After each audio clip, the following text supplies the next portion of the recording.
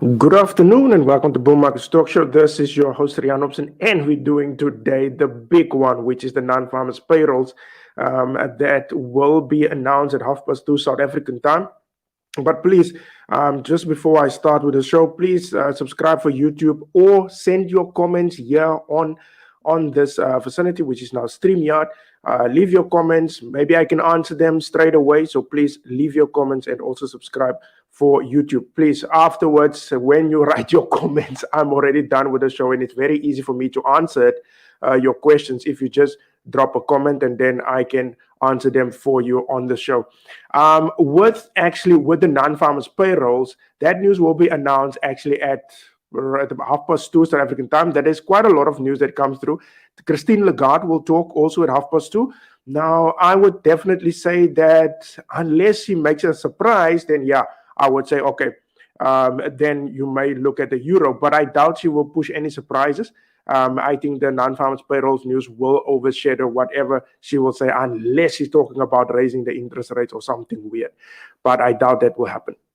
Now, with the non-farmers payrolls for today, which will be actually at 700,000, I honestly, and I will actually explain it, but I honestly think that number is a bit of a dream for me. I doubted that NFP number will actually reach the 700,000 mark. The last time it was on 690. They said it's 725 that will be out. I doubt it will actually reach that number. I think we can expect about 200 or 300,000 jobs that will be created in the United States, and maybe a drop in the unemployment, but wages will definitely go up. I will just actually share something with you, what I did, I think, on Wednesday, and then actually the screen didn't work out so well, so I do apologize for that. And I will just go over that data for you. 1 minute. There we are. So this was the ADP non-farmers payrolls news that came out on Wednesday at 692,000. Now, then they break it down. Now, this is the main figure that we saw on Forex trading, or actually on economic calendar, or any economic calendar. So small businesses, they actually created about 215,000. Medium is about 236,000, and your large about 240,000.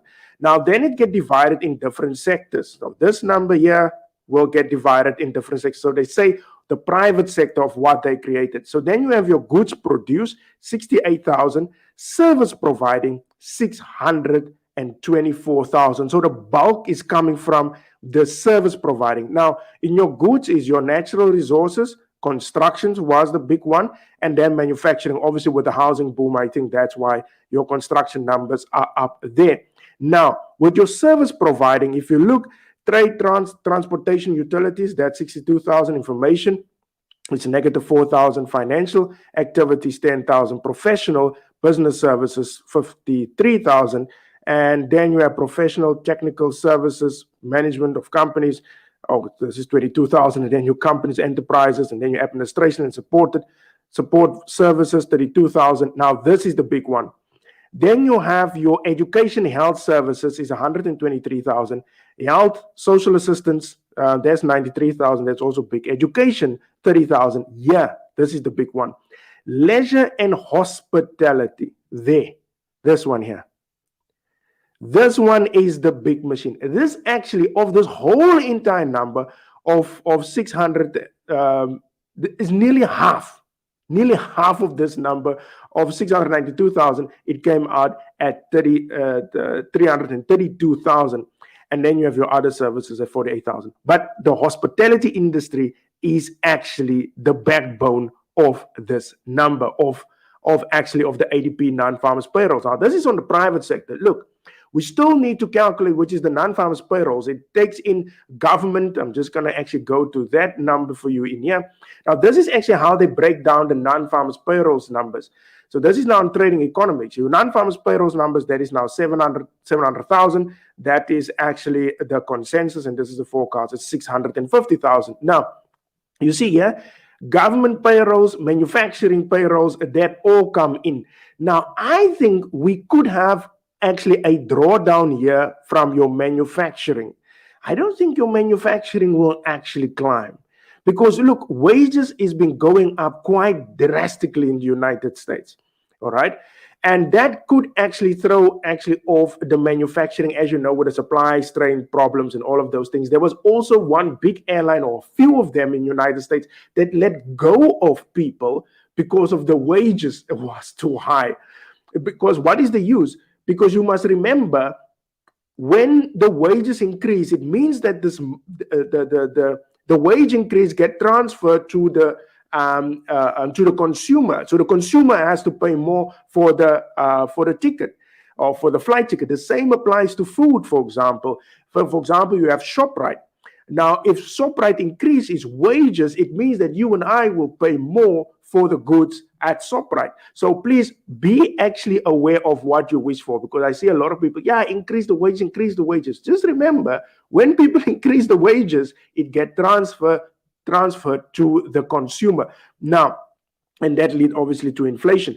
Now, I think this number will be a bit of a drawdown. I think you might see also government payrolls are going down because of the wages that are high, and this one will actually tick up the average wages. Now, the big question comes in is that is this actually good inflation or bad inflation? Because if the non-farmers payrolls number is actually bad, then we actually sit with a problem.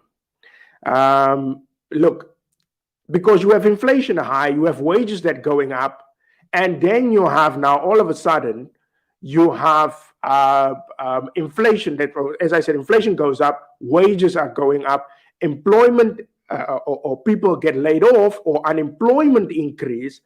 Then you sit with a story of bad inflation. Now you must remember, there is a big story that comes up in Jackson Hole, which is in March, and then obviously they will make the rate decision in September. So the inflation will definitely go up in this month of July, because wages normally get transferred late to the consumer. It takes time before the wage inflation goes into the economy. So I think definitely we will have a heavy inflation number in July. I think maybe in August, and then afterwards it will start to come down. Now, if this number of NFP is bad, then the question come in: do we sit with bad inflation or good inflation? And that will be determined by the market. You will also get the story of the question that may come up: if the Federal Reserve lift up the interest rates maybe in September or in December, will it be a proper rate increase, or will it be a dovish hike? Now, a dovish hike is when the Federal Reserve is lifting up the interest rates on a bad economy. So you will have an interest rate hike, but the currency will go down. So don't forget that one. But with today's number, I doubt they will make it. I doubt it will reach the 700,000. And as I just said, the only sector that actually drive the job market is actually leisure. You have here and there construction, but the only sector that drives the economy is leisure. And I doubt leisure will produce. Look, to get to 600,000, 700,000, then it means the leisure industry needs to push out about 400,000, 500,000 people.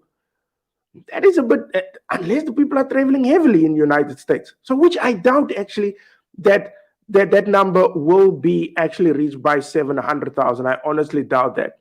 And also then, if this number is bad today, I think the dollar will get a beating. Because even if inflation goes up in the United States, it will be seen as bad inflation. Because good inflation is when there is good amount of jobs, good amount of wages, and then you have inflation. But you have bad inflation where you have unemployment that is up, or there's a good amount of jobs, but unemployment it's up, wages are up, and then you have high inflation. That is bad inflation. Because how the hell do you have actually unemployment up, wages up, and you get inflation? So that is actually the definition of bad inflation, like in South Africa, for example. So I think personally this number will not actually be in favor of the US dollar. It will be bad. I could be wrong. It's just my forecast that I have, but I think it will be a bad number, and that is where I think that will basically sink the US dollar, and this trend could actually persist until August. So that is it from my side. I hope you guys enjoyed today's show. All the best with 2:30. Take your time when you are trading. Wait for the market. If the news get announced, take 15 minutes. Look at all the data, and then you make your trade. So that is it from my side. I will see you guys on Monday at the same time. Have a lovely weekend. See you guys. Bye-bye.